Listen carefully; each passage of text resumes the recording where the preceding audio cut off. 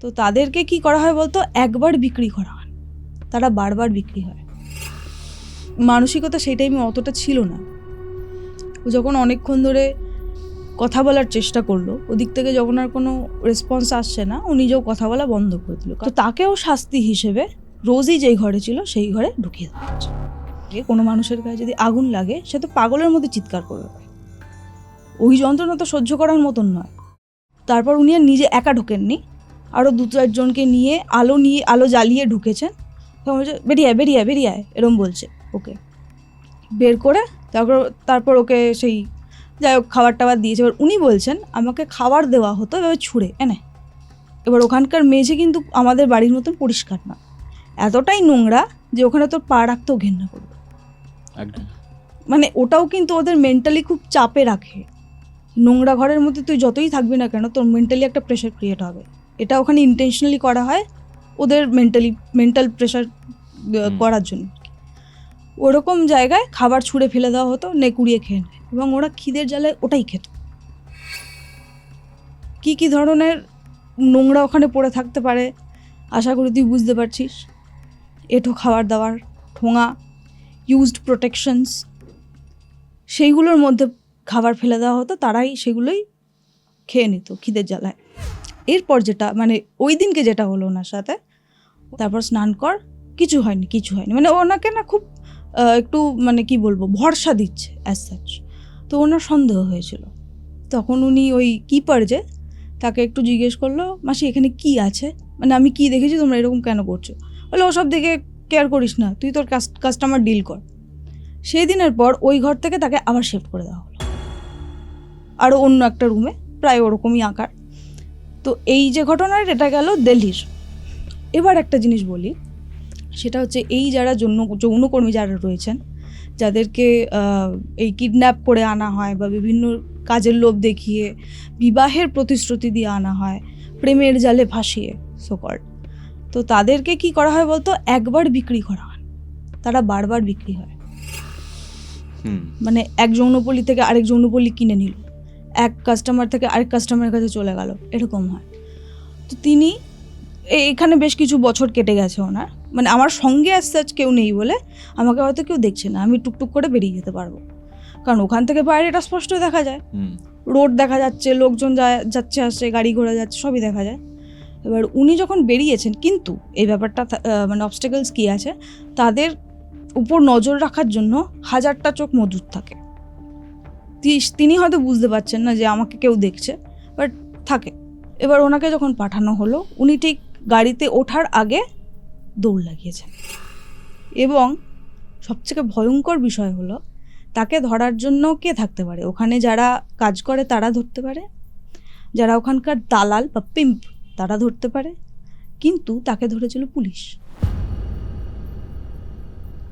Police ধরে তিনি পুলিশকে বলছেন যে আমি এখান থেকে বেরোতে চাই, আমাকে উদ্ধার করো। উল্টে সেই পুলিশটি তাকে ধরে নিয়ে আবার সেই যৌনপল্লীতে ফেলে দেয়, ওই যে গাড়ির মধ্যে ঢুকিয়ে দেয়। মানে তাকে পালাতে দিল না পুলিশ নিজে। এটা অন ক্যামেরা বলছি, আর তার মানে আরো কত কিছু হয়। হ্যাঁ, তো যাই হোক, তো ওখানকার যারা আর কি ইয়েরা রয়েছে, পুলিশটা ওখানে গার্ডে থাকে, তারা সবই জানে, তারা হফতাম হবে নাটা কেন? কারণ আজকের তো নয়, প্রাচীন, বহু কালে সবাই জানে, আমরা নিজেরা দেখেছি, ওপর দিয়ে যাই একদম হেঁটে, বাইকে, গাড়িতে, ওখানে দেখবি প্রচুর পুলিশরা থাকেন। তারা হয়তো চেয়েও কিছু করতে পারেন না, হয়তো আমাদের সিস্টেমটাই তাই হতে পারে। তারা নিজে হয়তো জোর করে গাড়িতে তুলে দিয়েছে, তার হয়তো কোনো কারণে হয়তো লাইফ রিস্ক হয়ে যেত। একদম তাই হয়তো তার উপরে ব্যাপারটা আসতো, সেই পুলিশ যিনি ছিলেন। কোটি কোটি টাকার ব্যবসা না, প্রচুর। এটা হচ্ছে আমাদের ভারতের অ্যাটলিস্ট সেকেন্ড মোস্ট প্রফিটেবল ব্যবসা, যেটা কিনা ইলিগাল।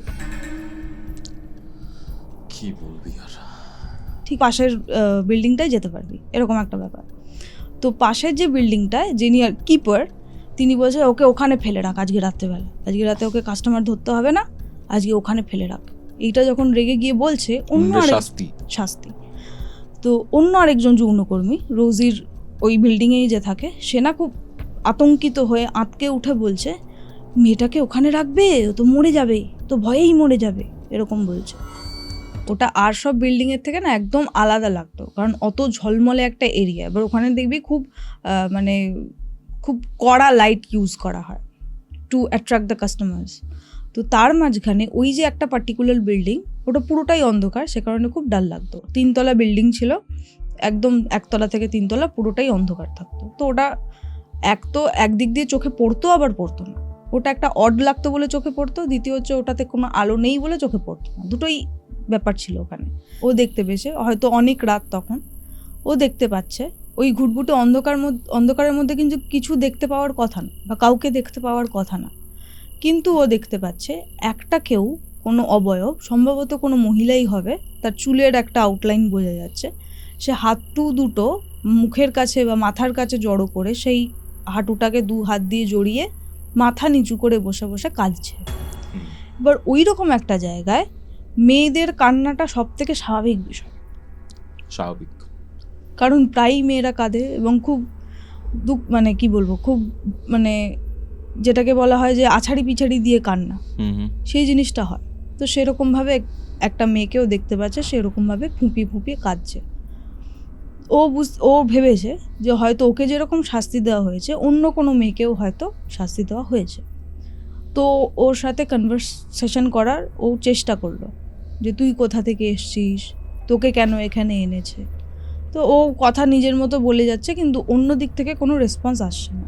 বাট বুঝতে পারছে যে কেউ একটা রয়েছে, তাই জন্যই কথা বলছে। হ্যাঁ, ও তো ফিগারটাকে দেখতে পাচ্ছে, অন্ধকারের মধ্যে ফিগারটাকে দেখতে পাচ্ছে এবং তার কান্না শুনতে পাচ্ছে, এবং কান্নার দমকে যে শরীরটা কাঁপছে বা ফুলে ফুলে উঠছে শরীরটা, সেটাও ও বুঝতে পারছে ওই অন্ধকারের মধ্যে। ওর মাথায় এটা আসেনি যে অন্ধকারের মধ্যে আমি দেখছি কি করে মূর্তিটাকে, ঠিক আছে। ওর মানসিকতা সেই টাইমে অতটা ছিল না।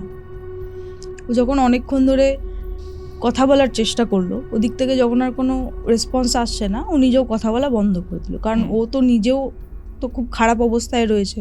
30-40 জনের সঙ্গে তাকে যেতে হয়। 30-40 জন? হ্যাঁ, মানে ওই অ্যামাউন্টটা থেকে, যেই অ্যামাউন্টটা সে পাচ্ছে কাজ করে, সেইটা যে অ্যামাউন্টটা পাচ্ছে সেটা অনেক জায়গায় ভাগ হয়। একটা যায় কিপার নেয়, একটা যায় যে আর কি কোঠা মালকিন, তার কাছে যায়। শুনতে গেলে খুব খারাপ লাগে, সরকারের খাতায় যায়, রেজিস্টার্ড থাকে না, বাট যায়। স্থানীয় যে নেতা টেতা থাকে তাদের কাছে যায়। তখন কি করে, ও আরও বেশি কাজ করা শুরু করে, মানে নিজেকে ভাঙতে শুরু করে আরও বেশি। পরের বার হয়তো 500 জায়গায় 1000 দিল, তখন ওকে 2 ঘন্টা থাকতে দিল বাচ্চার কাছে। তো এইভাবে ওদেরকে আর কি মানসিকভাবে অত্যাচার করা হয়। তো ওইখানে একটি মেয়েকে আনা হয়েছিল, আরেকটি মেয়ে, অন্য মেয়ে। তো তার এরকম তাকে বাচ্চা করিয়ে দিয়ে তার বাচ্চাকে তার সঙ্গে সদ্য আলাদা করে দেওয়া হয়েছে। এবার যখন সেই মেয়েটির আমি একটা নাম দিয়ে দিচ্ছি, ধরে নে টিনা, ঠিক আছে, তিনি নাম বলেন উনি। সেই টিনার থেকে যখন তার বাচ্চাকে আলাদা করে শব্দ দেওয়া হয়েছে, সে তো পাগলের মতন করছে, সে আছাড়ি পিছাড়ি দিয়ে কাঁদছে, মানে চিৎকার চেঁচামেচি করছে। এবং সে খুব মানে আর কি রেবেল হয়ে গেছে, মানে আমি কিছুতেই এই জিনিসটা মানবো না, আমার বাচ্চাকে আমার কাছে দাও, এই টাইপের কথাবার্তা বলছে। তো তাকেও শাস্তি হিসেবে রোজই যেই ঘরে ছিল সেই ঘরে ঢুকিয়ে দেওয়া হচ্ছে। তো সে কান্নাকাটি করছে সারাক্ষণ ধরে, এবং তাকেও অত্যাচার করা হয়েছে বিভিন্ন, সেইটাতে আমি আর যাচ্ছি না। এবং সে আর কি কান্নাকাটি করতে করতে এমনই অবস্থা হয়ে গেছে, সে প্রায় অর্ধমৃত হয়ে এক কোণে পড়ে রয়েছে, তার বাচ্চার জন্য কাঁদতে কাঁদতে সেরকম হয়ে গেছে। তো এই সময় ওর নিজেরও তো অবস্থা খারাপ, তাকে কিন্তু এই যে গোটা টাইম ওকে কিন্তু খেতে দেওয়া হয়নি, রোজিকে না খেতে দেওয়া হয়েছে। সে ওখানেই বাথরুম ইউজ করেছে, ওই ঘরটার মধ্যেই কিন্তু বাথরুম ইউজ করেছে, জল পায়নি। তো কি প্যাথেটিক অবস্থায় সে রয়েছে তুই বুঝতে পারছিস। তো আগুন বলে চিৎকার করবার জন্য উদ্যত হয়েছে, সেই সময় দেখছে মূর্তিটা উঠে দাঁড়াচ্ছে আস্তে আস্তে। এবং তখন ওর মনে হলো, আচ্ছা টিনার গায়ে যদি আগুন লাগে, কোনো মানুষের গায়ে যদি আগুন লাগে, সে তো পাগলের মধ্যে চিৎকার করবে, ওই যন্ত্রণা তো সহ্য করার মতন নয়। গায়ে আগুন মানে একটুখানি আমাদের যদি অল্প আগুনের টাচ লাগে আমরা ছিটকে উঠি, কিন্তু ওর মনে হচ্ছে গলার স্বরটা অনেকটা দূর থেকে আসছে, আর ফাঁপা পাইপের মধ্যে যেন মুখ রেখে কেউ কথা বলছে। এবার ছেলের ভয়েস না মেয়ের ভয়েসও বুঝতে পারিনি, মানে বোঝা যাচ্ছিল না স্বরটাতে। তো ওই মেয়েটি বলবো না, ওই মূর্তিটা, জ্বলন্ত মূর্তিটা ওকে বলছে, মানে ওই টিনা একদম কোনায় পড়ে রয়েছে অর্ধচেতন অবস্থায় বা অর্ধমৃত অবস্থায়, তাকে আঙুল দেখিয়ে বলছে ওকে মায়া কাটাতে বল, ও যদি মায়া কাটাতে না পারে এখান থেকে বেরোতে পারে। মানে ও তো বাচ্চার মায়াতে মানে বিভোর হয়ে রয়েছে, সেই জন্য বলছে ওকে বল মায়া কাটাতে, মায়া যদি না কাটাতে পারে এখান থেকে বেরোতে পারবে না। এইটা যখন ও শুনেছে, শোনার পর ও নাকি মাথাটা এরকম কাত করে অজ্ঞান হয়ে গেছিল। মানে ওর মনে পড়ছে ওর ঘাড়ে আর জোর নেই, মাথাটাও সোজা রাখতে পারছে না, এই অবস্থায় ও অজ্ঞান হয়ে গেছে ভয়ের চোটে। এমনিতেই তো শরীরের অবস্থা খুব খারাপ, এই জিনিসটুকু ওর মনে আছে। তারপরের দিন সকালবেলা যখন অন্যান্য লোকজন যারা আছে, যাকে ওরা শাস্তি দিয়েছিল, সেই লোকগুলো এসে ওকে বার করে, রোজিকেও বার করে, টিনাকেও বার করে, একসাথেই বন্দি ছিল। হ্যাঁ, দুজনকে বার করে নিয়ে আসে এবং ওদেরকে শাসায় যে দেখ এবার কাজ করবি তো, এরকম করে একটা বিষয়। এবার রোজি কিছু বলতে পারছে না, এক তো অত্যাচারিত, দ্বিতীয়ত কালকে রাতে ওরকম একটা জিনিস দেখেছে, দেখার পর ও পুরো চুপ মেরে গেছে। অনেকক্ষণ মানে ওখান থেকে বেরোনোর পর, নিজের ঘরে যাওয়ার পর ও একটু মানে স্থির হয়েছে, একটু জ্বলন্ত যে চামড়াটা চিপকে গেছিল, আটকে গেছিল। তো ওই ঘরের মধ্যে তুই চামড়া পোড়া পাবি, কারণ ওই ঘরটা সাফ করা হয়নি আর তারপর থেকে। শুধু দেহটা, জ্বলন্ত দেহ যতটুকু অবশেষ ছিল জাস্ট মানে শিফট করে দেওয়া হয়েছিল, ওখান থেকে বের করে দেওয়া হয়েছিল।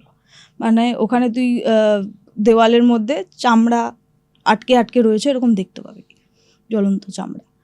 ওটা শুনে ও মানে খুব ভয় পেয়ে গেছিল। এবার ওকে তো শাস্তি দেওয়া হয়েছিল, তারপর ওকে জিজ্ঞেস করা হচ্ছে আর পালানোর চেষ্টা করবি। এবার একজন মানে কাস্টমার যাকে বলা হয়, তার সঙ্গে যাওয়ার কথা ওকে বলা হয়েছিল যে এই কাস্টমারের সাথে যায়। এবার ওখানে যারা রেগুলার কাস্টমার থাকে তাদের না একটা কি বলবো, জানা থাকে যে কে কীরকম, কার নেচার কীরকম। তো যার সাথে ওকে পাঠানোর কথা হয়েছিল সে বিখ্যাত ছিল অত্যাচার করার জন্য। মানে শুধুমাত্র যে কোনো যৌনকর্মীকে নিয়ে সে সুস্থভাবে কিছু মানে তার কাজকর্ম মিটিয়ে চলে যাবে তা নয়, তার টেন্ডেন্সি থাকতো সে মারধর করতো, তার ওপর অত্যাচার করতো শারীরিকভাবে, এবং সে ভয়ঙ্কর অত্যাচার। তো সেইটা নিয়ে ওই যে লোকটা, সে আর কি বদনাম ছিল তার। তো বলছেন আমি কিছুতেই যাব না, সে আরেকবার রাজি হলো না, সেই কারণে ওকে আবার ওই ঘরের মধ্যে বন্দি রাখা হলো। এবার সেই দিনের ঘটনা বলি। ওই যে ও দুদিন দুটো জিনিস দেখলো। একদিন দেখলো হচ্ছে ওই যে ফুপিয়ে কাঁদছিল সেই মেয়েটাকে, সেটাকে দেখে ও ভয় পায়নি, ওর মনে হয়েছিল কেউ একটা ছিল আমার সঙ্গে, সেও কাঁদছে আমার মতো। দ্বিতীয় দিন ওই দাউ দাউ করে জ্বলতে থাকা যে মহিলাটা, তাকে দেখলো। তৃতীয় দিনের ঘটনা ওরকম সেমভাবে বসে রয়েছে। সেদিনকেই ওর মোটামুটি জ্ঞান আছে, সেদিনকে ওকে আলাদা আর কোনো অত্যাচার করা হয়নি ফরচুনেটলি। হয়তো কিছুটা মারধর করা হয়েছিল, এবং এমন টাইপের ওদের স্বভাব হয়ে যায় না, মার খেয়ে না ওদের অভ্যেস হয়ে যায়, তখন আর ওদের অত কষ্ট হয় না। সেই কারণে সেদিন অনেকটাই ও সচেতন মানে অবস্থায় ছিল। ওখানে সে বসে রয়েছে, এবং উনি বসেছিলেন হচ্ছে সোজা হয়ে দেওয়ালে পিঠ ঠেকিয়ে বসেছিলেন, হাঁটুটাকে জড়ো করে উনি বসেছিলেন। বসে বসে উনি কাঁদছিলেন যে আমার কি হলো জীবনটায়, আমি কি পাপ করেছি, কেন এরকম হলো, এটা ভেবে ভেবে উনি কাঁদছিলেন।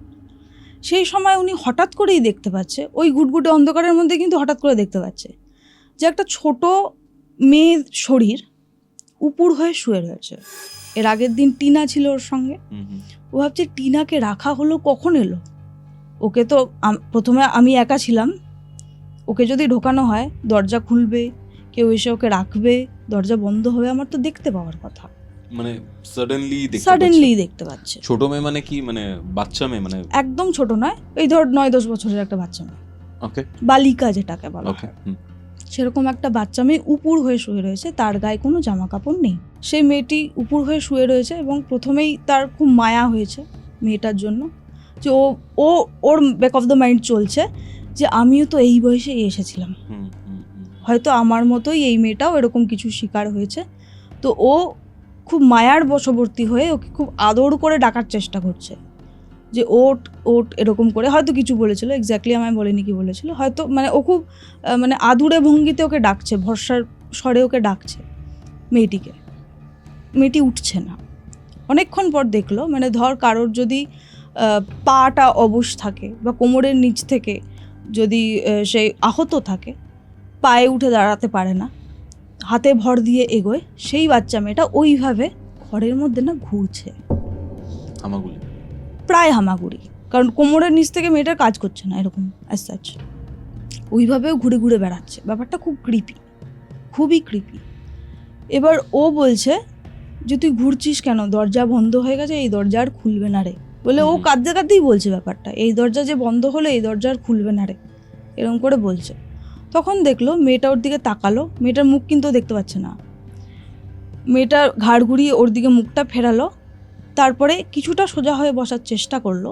এবার দেখতে পাচ্ছে এই যে একটা মানে অবয়ব দেখতে পাচ্ছিল এতক্ষণ, একটা কালো অবয়ব স্পষ্ট দেখতে পাচ্ছিল না, এবার দেখতে পাচ্ছে যে ওর গাটা দেখা যাচ্ছে, মানে বলতে গেলে ব্ল্যাক থেকে এবার নর্মাল কালার্ড কিছু একটা দেখতে পাচ্ছে। তখন দেখতে পাচ্ছে যে মেয়েটার গায়ে জামা কাপড় নেই, অ্যাজ ইউজুয়াল যেরকম অ্যাজিউম করেছিল সেরকমই, মেয়েটার গায়ে জামা কাপড় নেই এবং সারা গা রক্তাক্ত, বিশেষ করে ওর নিম্নাঙ্গ যেটা পুরোপুরি রক্তাক্ত, গালে কেটে গেছে, হ্যাঁ মাথা থেকে রক্ত পড়ছে, তোর ঠোঁটের পাশ থেকে রক্ত পড়ছে, মানে খুবই অত্যাচার করা হয়েছে এরকম একটা মেয়ে। এবার ওকে দেখে ওর খুব মায়া লাগছে, ও তো তখনও অন্য কিছু ভাবছে না। তখন মেয়েটি কি করলো, বাচ্চা মেয়েটা যাকে ও দেখতে পাচ্ছে, সে পাটাকে একটা বিশেষ ভঙ্গিতে সরিয়ে ওর প্রাইভেট পার্টটা ওকে দেখাচ্ছে, মুখে কিছু বলছে না, প্রাইভেট পার্টটা ওকে দেখিয়ে ইশারা করছে যে দেখো আমার সাথে কি হয়েছে, এরকম অ্যাজ সাচ।